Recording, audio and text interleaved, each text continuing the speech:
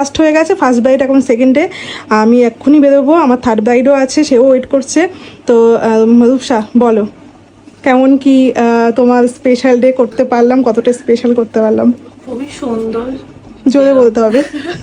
খুবই ভালো লেগেছে, যেরকম চেয়েছিলাম ওরকমই, খুবই সুন্দর। মানে নিজেকে আমি দেখে চিনতে পারছিলাম, আমি পুরো তো দেখিনি, লাস্টেই দেখলাম। খুবই সুন্দর, সকালেও সেজেছি খুবই ভালো।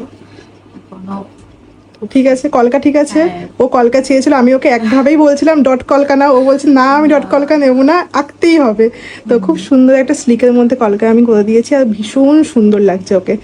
একদম দূর থেকে দেখাই একটু, এই যে একদম সত্যি মানে প্রত্যেকটা ব্রাইড যেন লক্ষ্মী প্রতিমা, আর আজকেও এই যে একটা লক্ষ্মী প্রতিমাকে সাজিয়েছি, সত্যি ভীষণ সুন্দর লাগছে, ভীষণ সুন্দর লাগছে ওকে।